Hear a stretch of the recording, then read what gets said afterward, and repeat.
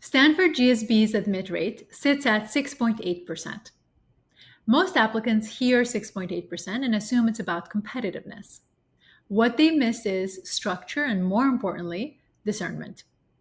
Stanford isn't evaluating your ability to succeed in your current role. That's table stakes.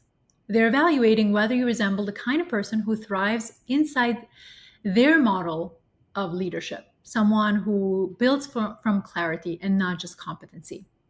And that's where most high performers lose traction. So let's unpack what 6.8% actually means. Roughly 15 to 20% of every GSB class comes from internal Stanford pipelines, whether that's undergraduates or their dual degree programs like JD MBA or MD MBAs. These individuals are already embedded in their ecosystem. They're not just strong, they're known qualities.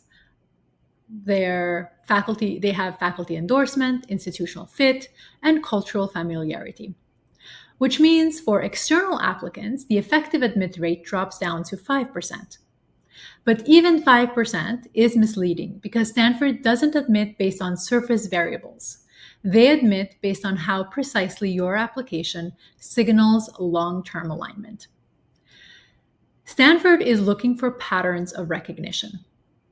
Have you made decisions that reflect personal conviction? Is your leadership grounded in values? Do your choices show evolution and not just progression? This isn't about being qualified. It's about being readable. Most rejected candidates aren't too weak. They're just too opaque. They haven't built a narrative that clarifies how they think, how they lead, or build. And in a pool where everyone is competent, discernment becomes the entire game. So here's the strategic truth. Stanford is selective, but not arbitrary. If your application reflects clarity, alignment, and self-directed leadership, your odds increase exponentially.